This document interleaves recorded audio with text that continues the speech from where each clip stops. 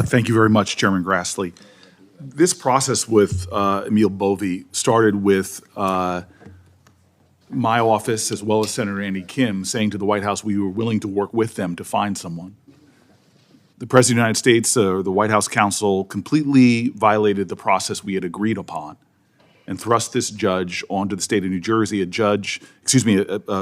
candidate, a nominee, who we had already written letters of complaint about for his role in the prosecutor's office around issues around January 6th.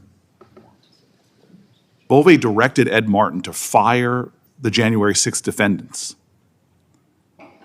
And that was something we were actively investigating before he was even being considered as this.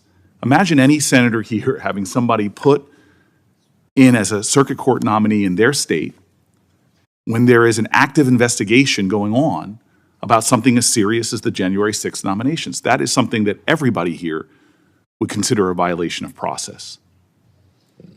Now, I understand that there are folks here in good faith who are looking for issues and understanding, but we should all know we have an obligation, a duty, constitutional duty, to advise and consent that requires full and fair consideration. At this moment, there are still unanswered questions surrounding this nominee, evidence and data coming out, at least one whistleblower who's come forward. Moving forward with this vote before this committee has addressed these issues and concerns would undermine the integrity of this process. Mr. Bove's answers at his hearing and questions for the record raise serious questions as to whether he actually misled this committee, even lied to this committee. Multiple members of this committee have pending requests for critical information regarding Mr. Bove that must be fulfilled for us to responsibly and thoroughly evaluate this person's qualifications for a lifetime appointment on the federal bench. Let's start with a credible whistleblower who came forward with texts and emails that show that Mr. Bove said F you to the courts and instructed federal officials to ignore a court order. The whistleblower is a 15-year career lawyer at the DOJ who served in Republican and Democratic administrations and defended the Trump administration's immigration policies during the first term. This is hardly someone that lacks credibility and legitimacy. And he came forward in a climate that we all know. When folks like this come forward, they are targeted with hate, with threats. Yet this person who has such integrity and such experience daringly, courageously stepped forward. And this committee won't even hear from him? I'm hard-pressed to believe that someone who dedicated 15 years to public service would jeopardize their career, the safety of themselves and their families for no reason. After learning that in 2018, members of the federal defense bar in SDNY, many of whom were former prosecutors, took the unprecedented step in 2018 of alerting Mr. Bove's supervisors of his unethical conduct. These are Democrats and Republicans, former federal prosecutors. Many of my colleagues and I on this committee requested information from the SDNY about any internal or external complaints against him during this tenure. And after weeks of outreach, we haven't gotten any response. Just yesterday did the DOJ respond only to refuse to honor the request, and yet we're moving forward. This committee is moving forward without all of these former prosecutors, federal defenders, their legitimate claims being heard. Finally, after receiving credible information, I sent a letter to Mr. Bove requesting that he explain his role in reviewing and withholding information about the Epstein files. That's something that should be basic for this committee. Just give us the information. He held a leadership role at the Department of Justice since the beginning of the Trump administration after months of public statements about, quote unquote, truckloads of documents in the Epstein files. The DOJ and the FBI suddenly decided that there's no need to do any kind of disclosures. There's nothing to see here. Look away. Which one is it? The public has a right to know, and a person being nominated for one of the highest courts in our land who clearly played a role in this matter of grave national concern, including child sex trafficking, we should know what he knew and what he did in this matter. I've requested responses to these questions by 9 a.m. this morning, and we have heard nothing as a committee. And yet we're moving forward. Time and time again, there are relevant allegations made against this nominee by independent people, by Republicans, by career professionals, and we are not listening to them or demanding answers. These unanswered questions strike at the very core of whether Bove is fit for a lifetime appointment on the federal bench. Does he respect the rule of law? They raise the alarming possibility that he deliberately lied and concealed critical information to this committee. Mr. Chairman, there are federal prosecutors who held accountable those who attacked the U.S. Capitol and assaulted law enforcement on January 6th. I'm grateful for my colleagues on both sides of the aisle talking about the severity of this issue. Federal prosecutors, career professionals, have raised strong reservations about Mr. Bove, who had undermined their legitimate work to hold accountable people who did the most horrific acts of violence.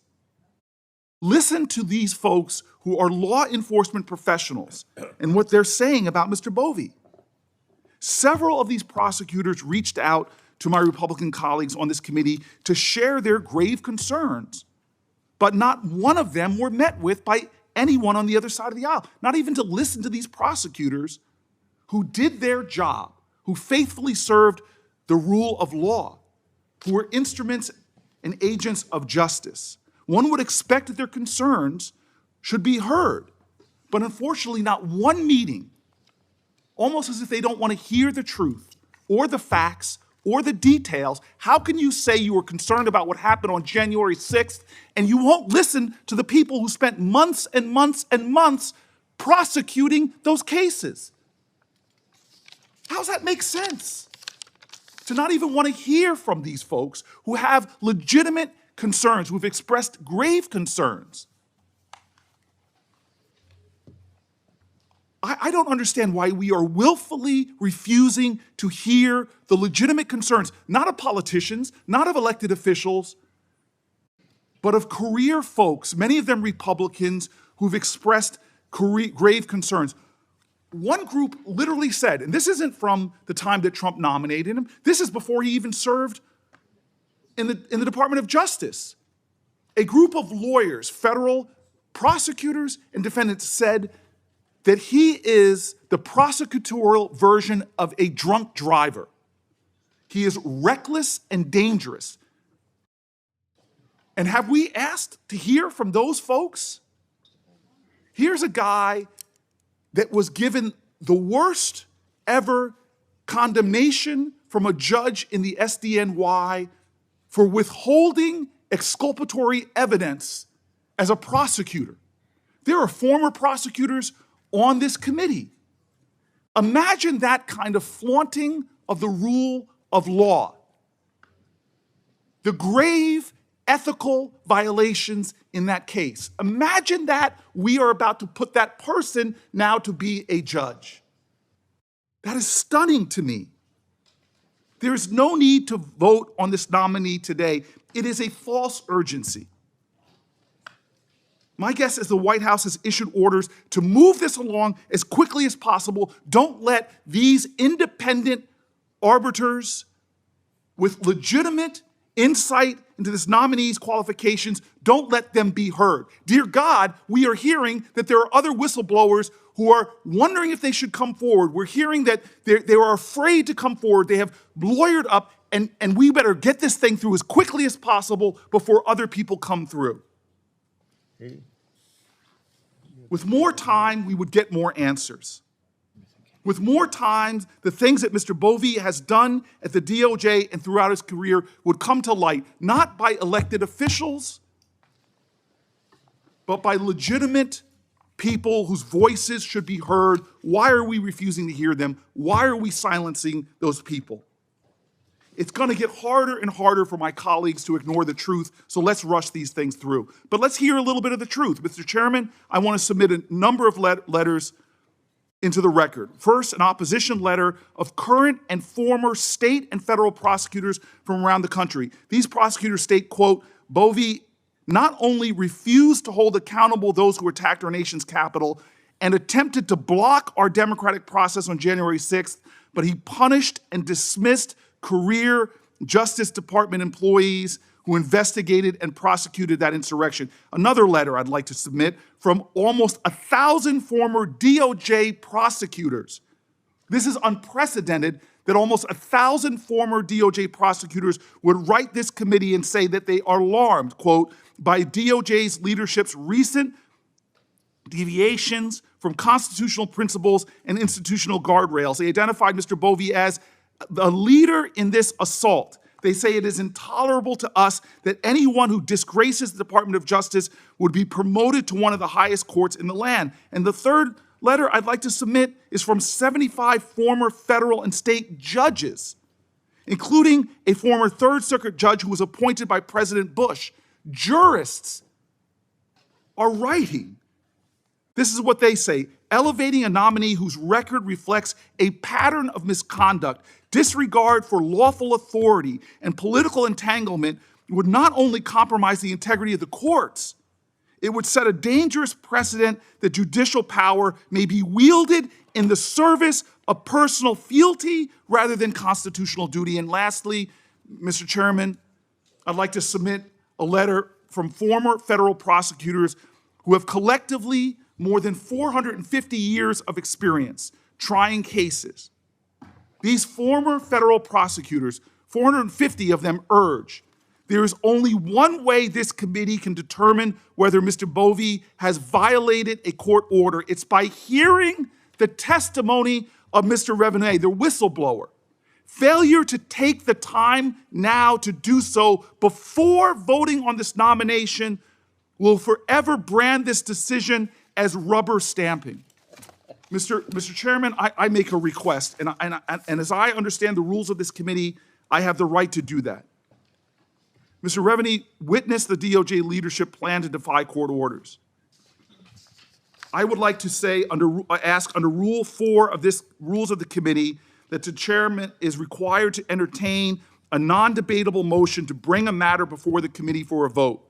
I'm making a motion to bring this matter to a vote. I request a roll call of this committee so that the record may show that where each member stands on allowing a whistleblower, an independent prosecutor who worked in Democrat and Republican administrations for 15 years, who courageously stepped forward, who put his life at risk, who is being threatened right now, who felt like it was worth to come forward to speak to this committee. I'd like to request that before voting on this nominee, we hear from this nominee. I'd like a roll call vote on that according to Rule 4 of this committee.